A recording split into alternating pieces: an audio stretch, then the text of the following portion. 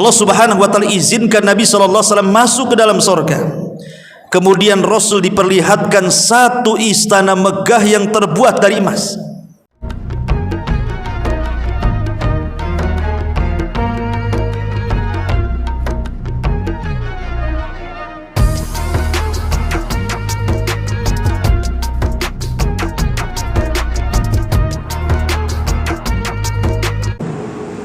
Bismillahirrahmanirrahim. Assalamualaikum warahmatullahi wabarakatuh.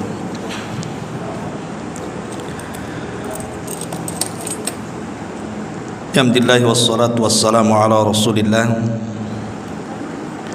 wa ala alihi wa sahbihi wa mawalah wa la hawla wa la quwwata illa billahi wa ba'du. Alhamdulillah, segala puja dan puji hanya milik Allah Subhanahu wa ta'ala.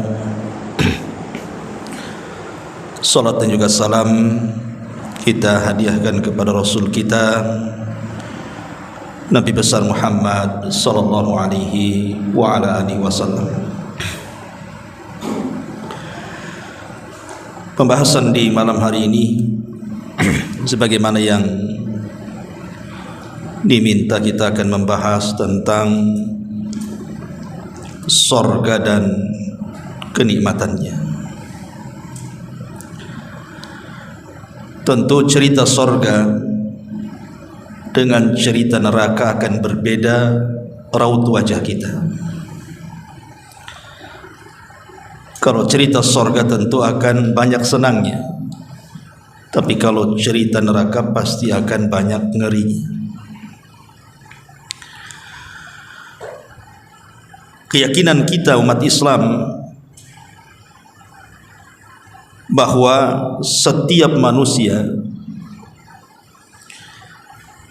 yang melakukan amal saleh, keimanan dan ketakwaan di dunia, maka akan dijanjikan oleh Allah Subhanahu wa taala satu tempat yang penuh dengan kenikmatan di dalamnya. Makanya Nabi sallallahu alaihi wasallam mengatakan, a'dadtu li ibadis salihin ma la ainun ra'at wa la udhunun sami'at wa la khatara ala qalbi bashar. Aku telah sediakan, kata Rasul, mengutip tentunya hadis qudsi, di mana Allah Subhanahu wa taala berfirman, aku telah sediakan kepada hamba-hambaku yang saleh kenikmatan yang tidak bisa dilihat mata, didengar telinga, ataupun terlintas dalam pikiran pun tidak bisa. Saking nikmatnya maksudnya. Itulah gambaran surga. Ma'asyiral muslimin yang dimuliakan Allah Subhanahu wa taala, para ulama membagi sorga itu ada dua macam. Ada sorga di dunia dan ada sorga di akhirat. Adapun sorga di dunia sebagaimana dikatakan oleh Imam Ibnul Qayyim rahimahullahu ta'ala, beliau mengatakan, man lam yadkhulil jannata fid dunya lam yadkhulil jannata fil akhirah. Orang kalau tidak pernah masuk di sorga dunia, jangan harap dia masuk di sorga akhirat. Kemudian Imam Abdul Qayyim ditanya, apa yang dimaksud sorga dunia itu? Maka Imam Abdul Qayyim rahimahullah ta'ala mengatakan, yang dimaksud sorga dunia adalah itminanul qalbi.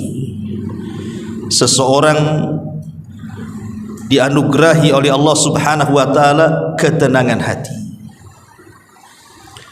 Orang kalau hatinya senang pasti bahagia, tapi sebaliknya kalau hatinya sempit itu rungsep hidupnya tuh.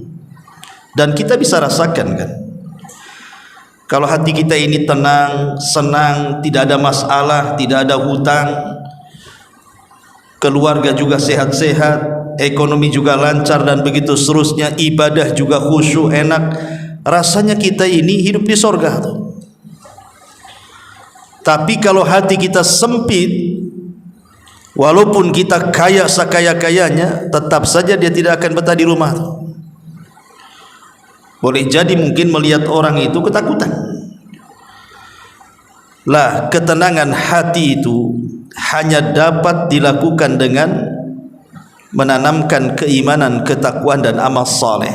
Itulah ketenangan yang sesungguhnya. Karena ketenangan hati di dunia dengan 3 perkara tadi, itulah yang mengantarkan kepada sorga setelah kematian kita.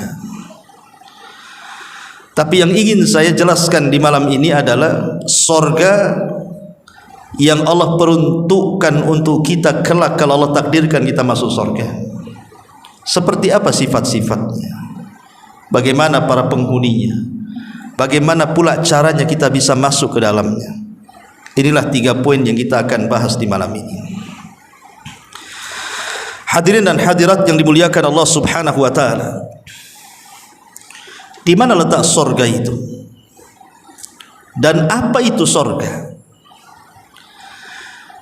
Ulama mengatakan bahwa sorga adalah darun a'addallahu lil muttaqin waliman asa minal muwahhidin. Jadi sorga itu satu tempat yang Allah Subhanahu wa taala peruntukkan untuk orang-orang yang bertakwa dan untuk orang-orang yang bermaksiat tetapi dia dari kalangan ahli tauhid. Karena orang masuk sorga itu ada 2 cara.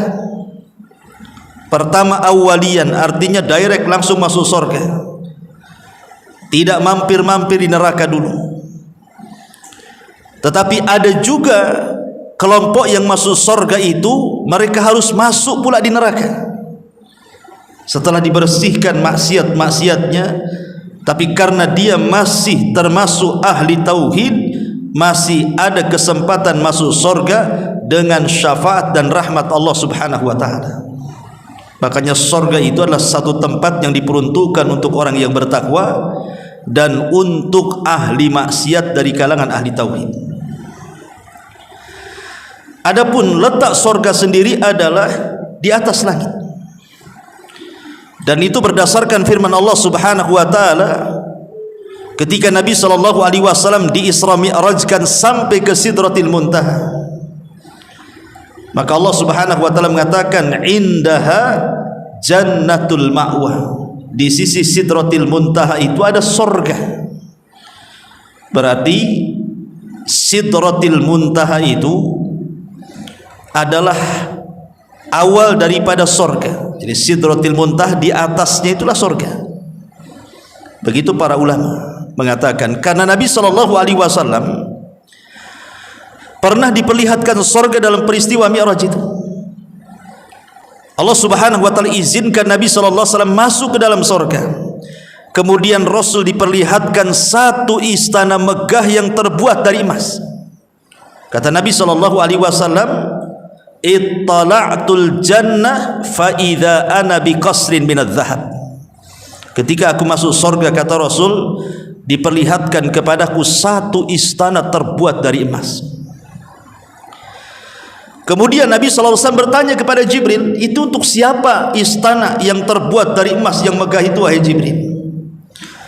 Maka Jibril mengatakan itu untuk laki-laki dari Arab. Maka Rasul mengatakan fadhanantu annahu ana, jangan-jangan itu saya kan orang Arab, kata Rasul. Tapi Nabi SAW mendesak Jibril lagi dan mengatakan, untuk siapa wahai Jibril? Maka Jibril menjawab, li rajulin min Quraisyin, untuk anak muda dari suku Quraisy. Kata Nabi SAW, fadhanantu annahu ana, aku kira itu aku kan orang Quraisy, kata Rasul. Kemudian Rasul mengatakan lagi kepada Jibril, liman hadza ya Jibril, untuk siapa? Katakan wahai Jibril.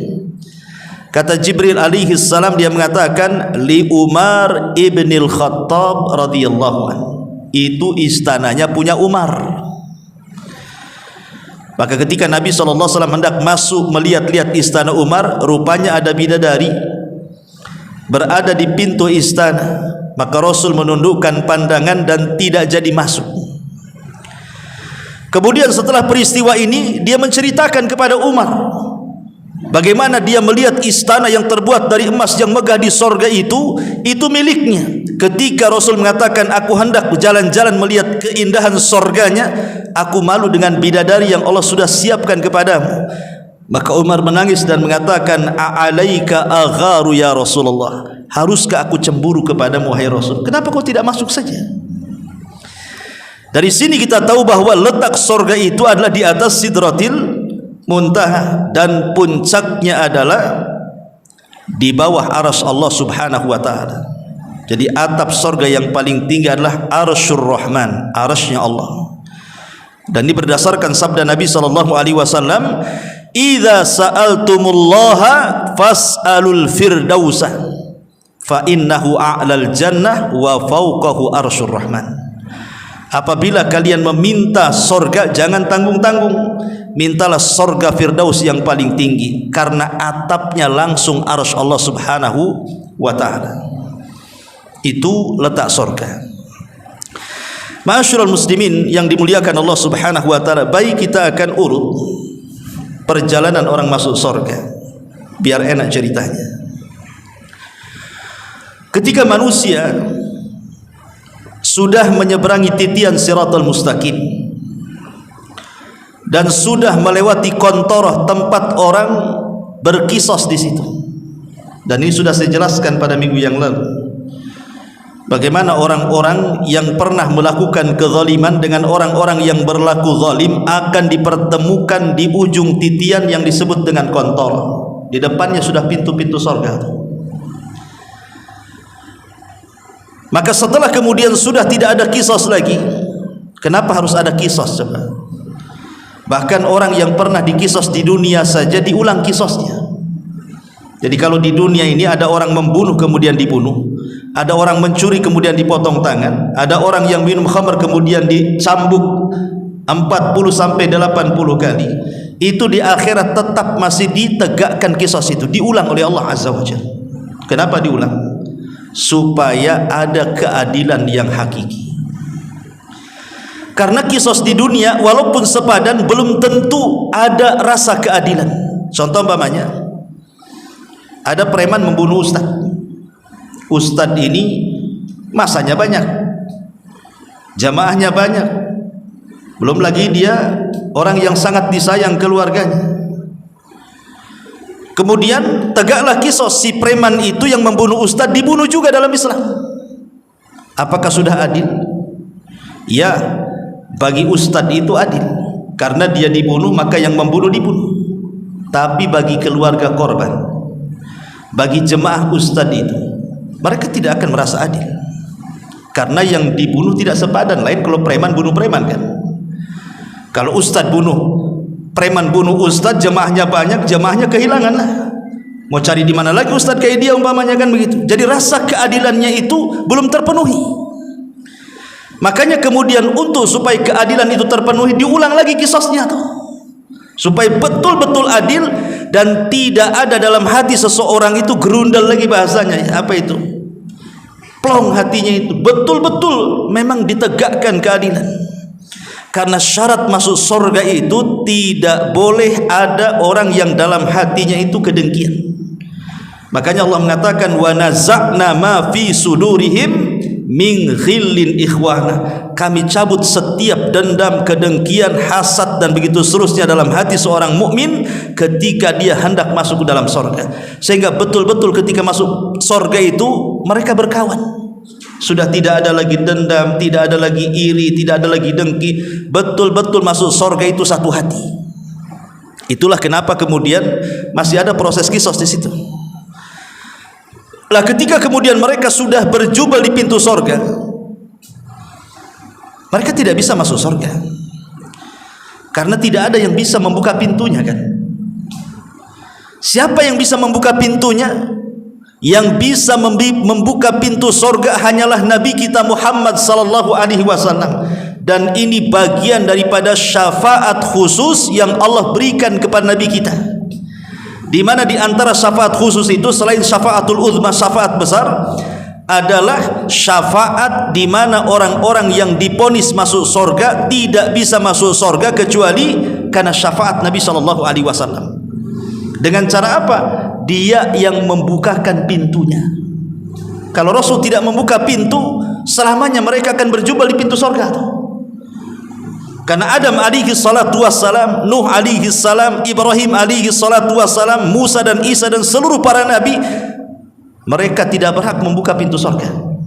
Kata Nabi SAW, ana awwal man aftatihu babal jannah. Sayalah orang yang pertama kali membuka pintu surga. Ketika Nabi SAW mengetuk pintu surga dan mengatakan assalamualaikum, maka malaikat penjaga pintu surga namanya Ridwan mengatakan waalaikumsalam, man, siapa kamu? Maka Rasul mengatakan ana Muhammad, saya adalah Muhammad. Subhanallah, dia tawadhunya Nabi SAW tidak menyebutkan titel jabatannya. Dia tidak mengatakan saya Rasulullah, saya Nabi Allah, saya kekasih Allah. Tidak, saya Muhammad. Dan ini harus kita tiru. Jadilah orang tawadhu.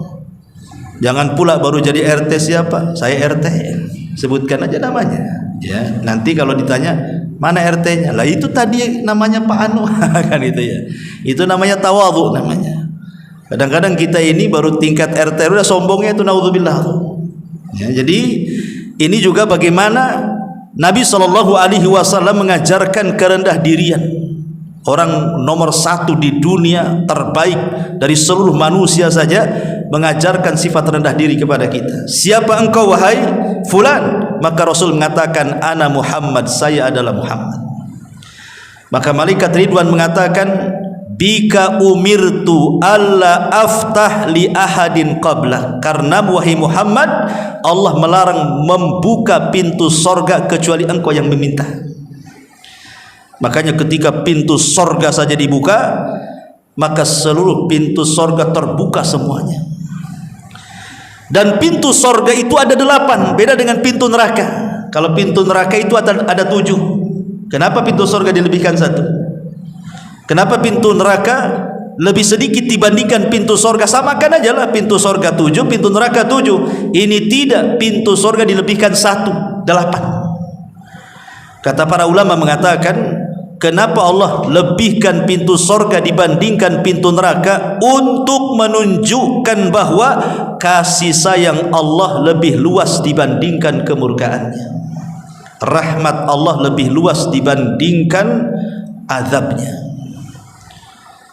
Itu kemudian pintu sorga dilebihkan karena rahmat Allah itu lebih luas dibandingkan kemurkaan Allah Subhanahu wa ta'ala.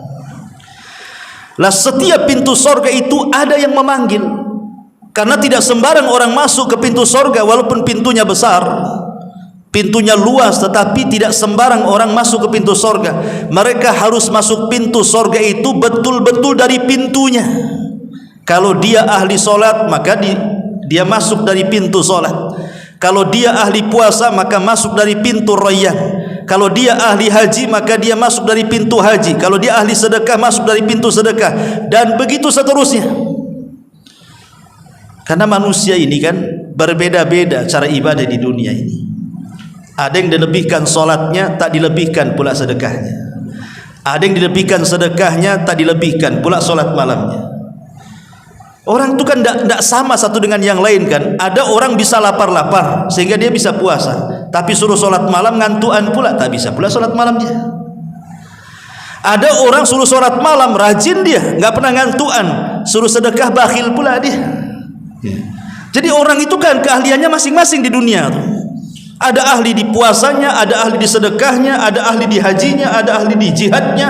Makanya pintu sorga itu disesuaikan dengan keahlian ibadahnya tuh. Baru kemudian mereka masuk, maka seluruh para malaikat yang menjaga pintu-pintu itu mengucapkan salam kepada kita yang masuk ke dalam sorga. Sebagaimana Allah Subhanahu wa ta'ala berfirman, salamun alaikum bima sabartum. Keselamatan bagi kalian, inilah balasan disebabkan kesabaran kalian di dunia. Semua malaikat mengucapkan salam kepada kita. Dan ketika penduduk sorga masuk ke dalam sorga, ucapan yang pertama kali mereka ucapkan adalah alhamdulillahilladzi hadana lihadza wa ma kunna linahtadiya laula an hadanallah. Itulah ucapan penduduk sorga ketika masuk dalam sorga.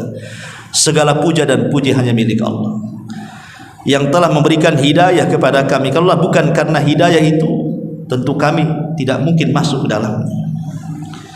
Ma'asyiral muslimin yang dimuliakan Allah Subhanahu wa taala, ketika penduduk sorga masuk ke dalam sorga, apa yang pertama kali mereka makan? Yang pertama kali mereka makan adalah sebagaimana hadis Nabi sallallahu alaihi wasallam. Kata Nabi sallallahu alaihi wasallam, "Amma awwalu ta'amin ya'kuluhu ahlul jannati faziyadatu kabidil huti," kata Rasul. Yang pertama kali dimakan penduduk sorga adalah hatinya ikan paus. Hatinya ikan paus, itulah makanan yang pertama kali dimakan penduduk sorga. Ya tentu ikan paus di dunia dengan ikan paus di sorga beda. Kata Abdullah ibn Abbas radhiyallahu anhuma, persamaan sorga dengan dunia itu hanya ada di nama, tapi beda dalam hakikat. Di sorga ada pisang, di dunia ada pisang, hanya sama namanya pisang. Di sorga ada kurma, di dunia ada kurma, hanya sama namanya kurma. Di sorga ada anggur, di dunia ada anggur, hanya sama namanya anggur. Di sorga ada hati ikan paus, di dunia juga ada hati ikan paus, ya hanya sama dari segi nama ikan paus saja, tapi hakikat rasanya beda. Karena makanan di sorga itu kenikmatan dan kelezatannya tidak pernah dilihat mata, didengar telinga, terlintas pun tidak bisa, saking nikmatnya. Makanya kemarin kita sudah jelaskan, ada orang yang dicelupkan satu kali ke sorga, itu menghilangkan keperitan selama hidupnya. Bayangkan orang yang masuk neraka, ketika dimasukkan ke dalam sorga, itu semua lepas apa yang pernah terjadi di neraka, hilang semua memorinya, karena sudah terkalahkan dengan kelezatan sorga, sehingga tertutup keperitan yang pernah dialaminya. Di dunia saja, kalau kita dulu pernah miskin, pernah susah, kemudian kita jadi kaya. Ketika kita jadi kaya, kita masih teringatkan miskinnya dulu. Masih kadang-kadang cerita pula sama orang itu, dulu saya juga pernah miskin kepada kalian. Artinya kan masih ada, walaupun sudah diberikan kenikmatan, memori miskinnya masih ada. Tapi kalau orang masuk surga, memori susahnya dihilangkan. Yang ingat hanyalah nikmat, nikmat, nikmat. Sudah nggak kebayang lagi susahnya tuh. Itulah hebatnya surga, menghapus semua memori kesusahan tuh. Saking nikmatnya luar biasa, sehingga menenggelamkan orang dalam kenikmatan dan kelezatan. Ma'asyiral muslimin yang dimuliakan Allah Azza wa Jalla, adapun hikmahnya kenapa kemudian makanan yang pertama kali hati ikan paus, wallahu a'lam. Ya, karena Nabi SAW yang mengatakan seperti itu. Sebenarnya jawaban ini, jawaban Rasul bahwa orang yang pertama kali makan di sorga itu makan hati ikan paus ini, karena ada pertanyaan dari orang Yahudi. Jadi ketika Rasul SAW berdakwah di kota Madinah tuh, datang para pembesar Yahudi dan mengatakan, "Ya Muhammad, kami ingin bertanya 3 soalan. Kalau engkau sanggup menjawab, kami beriman." Karena persoalan ini tidak bisa dijawab kecuali seorang nabi yang jawab. Akhirnya Rasul saking senangnya, karena mereka janji akan beriman kan. Kata Rasul, kalau begitu 3 soalan, sebutkan 3 soalan itu katanya. Akan ku jawab, kata Rasul. Kemudian mereka mengatakan, pertama katanya, kenapa kalau anak lahir kok mukanya kadang mirip ibunya, kadang mirip bapaknya? Ini satu. Kemudian yang kedua, apa makanan yang pertama kali dimakan penduduk sorga? Kemudian yang ketiga, apa itu ruh? Ini 3 soalan. Maka Nabi SAW kan tidak langsung jawab, karena ini persoalan wahyu. Rasul tidak mungkin langsung 1, 2, 3, tidak. Rasul menunggu jawabannya dari langit. Akhirnya Jibril datang memberitahu 3 jawaban itu. Kata Nabi SAW, adapun anak mirip dengan orang tuanya, imma dengan bapak atau dengan ibunya, maka siapa yang mendomi yang banyak kemudian spermanya antara laki-laki dan perempuan tadi. Kalau seandainya spermanya dominan ke laki-laki, lebih banyak spermanya dominan ke laki-laki, maka mirip bapaknya. Tapi kalau sebaliknya, maka mirip ibunya. Yang masalah mirip tetangga nih Ustaz. Itu lain lagi cerita. Tapi yang jelas bahwa kalau yang ini, lihat mana yang dominan tuh.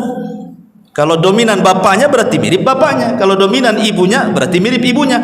Kalau tidak mirip ibu bapaknya, jangan salahkan dulu. Pamannya ibu bapaknya putih, kok jadi celeng anaknya, jadi hitam pula anaknya tuh. Kemudian langsung suaminya, kau selingkuh ya? Jangan, karena di zaman Rasul pernah terjadi kayak gini. Bapaknya putih, ibunya putih, anaknya hitam. Marah suaminya, kau selingkuh dengan siapa? Istrinya bersumpah-sumpah, demi Allah aku tidak pernah selingkuh, katanya. Akhirnya sampailah perkara ini kepada Nabi.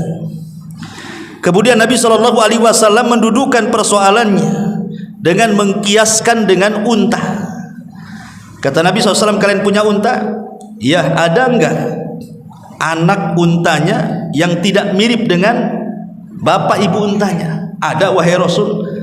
Boleh jadi, kata Rasul, anakku yang tak mirip dengan kalian berdua ini, boleh jadi mungkin kakek kalian yang mungkin kakek keberapa itu hitam juga. Ini cucunya nih. Jadi tidak mesti mirip kedua orang tuanya gitu maksudnya. Bisa saja mirip kakek pertama, kakek kedua, kakek ketiga. Jadi janganlah mencuriga dulu. Tapi alhamdulillah sekarang kan dipermudah nih. Kalau nggak yakin kan tinggal tes DNA saja kan gitu ya. Tapi kalau sudah cocok tes DNA-nya, ya berarti memang ini mirip buyutnya. Kok nggak mancung, kok pesek? Mungkin buyutnya pesek lah dulu, nggak gitu maksudnya. Ya. Ini yang pertama. Kemudian yang kedua, kata Nabi SAW, adapun kenapa kemudian ada orang itu pertanyaan apa yang dimakan penduduk sorga, maka Rasul mengatakan kabidil hut, ikan hatinya ikan paus. Kemudian adapun kalian bertanya soal ruh, maka ruh itu tidak tahu saya, itu urusan Allah. Turunlah ayat yas'alunaka anir ruh qulir ruhu min amri rabbi. Mereka bertanya-tanya kepadamu soal ruh, katakan ya Muhammad, ruh itu urusan Rabbku. Tidak ada yang tahu seperti apa ruh itu. Itu urusan Allah Subhanahu wa taala. Tapi setelah dijawab pun orang-orang Yahudi tidak juga beriman. Mereka hanya ngetes saja. Itulah kurang ajarnya orang Yahudi. Janji akan beriman, setelah dijawab tak beriman juga kan itu. Jadi ada orang-orang itu yang a'anzartahum am lang tunzirhum la yu'minun. Kau beri peringatan ataupun tidak, tetap saja mereka tidak beriman. Itulah orang-orang Yahudi, orang-orang kafir. Jadi inilah kemudian makanan yang pertama kali dimakan penduduk surga. Barulah kemudian mereka akan diperlihatkan istana yang luar biasa. Di dalam Al-Qur'anul Karim Allah Subhanahu wa taala berfirman ketika bicara soal istana di surga. Wa idza ra'aita thamma ra'aita na'iman wa mulkan kabira. Dan apabila engkau melihat keadaan di sana, maksudnya di surga wahai Muhammad, niscaya engkau akan melihat berbagai macam kenikmatan dan berbagai macam kerajaan-kerajaan yang sangat besar. Artinya istana-istana yang sangat besar sekali. Orang kalau masuk surga, bagi orang yang beriman, minimal dia dapat 2 istana. Jadi kalau saya, ibu bapak ditakdirkan masuk surga, maka paling sedikit orang yang beriman itu kalau masuk surga dikasih 2 istana. Mana dalilnya? Allah Subhanahu wa taala berfirman, "Waliman khafa maqama rabbih jannatan." Dan bagi orang-orang yang senantiasa menanamkan rasa takut kepada Allah Subhanahu wa taala, maka bagi mereka akan mendapatkan 2 surga. Jadi paling sedikit orang masuk surga itu akan diberikan 2 istana. Maksud 2 istana itu istana solid milik dia, karena amal soleh dia masuk surga, Allah hadiahkan istana. Dan istana satunya milik orang kafir yang masuk neraka dan tidak pernah masuk ke dalam surga. Jadi warisan mereka untuk kita. Tilkumul jannah uristumuha. Itulah surga yang Allah wariskan kepada kalian. Jadi harusnya orang-orang kafir itu ketika mereka masuk surga sudah disediakan istananya, tapi karena mereka tidak masuk surga, maka istananya diwariskan kepada orang yang beriman. Makanya paling sedikit orang yang beriman masuk surga itu dapat 2 istana. Tetapi paling banyak ya tidak terhitunglah istananya, tergantung kita di dunia ketika membangunnya. Bagaimana cara bangunnya? Gampang. Membangun istana di surga itu tidak seperti membangun rumah di dunia. Ibu kalau bangun rumah di dunia nyelengi dulu uangnya, kadang-kadang ngeredit kan itu ya. Kalau bangun dari awal beli tanah kapling tuh kan lama tuh, mondasi dulu, kadang bertahun-tahun baru jadi kalau duitnya nggak ada kan begitu.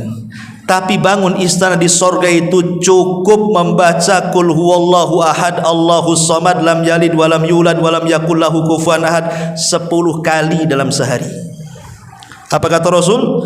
Man qala Qul huwallahu ahad asyra marratin fi yaumin wa lailatin buniyat lahu qasrun fil jannah, kata Rasul.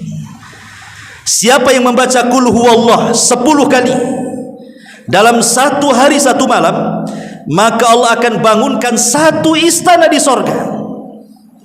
Kan mudah tuh. Baca Qul huwallah 10 kali, mana ada sulitnya. Pagi 3, siang 3, sore 3, malam 1, 10, dapat deh kita istana di sorga satu tuh.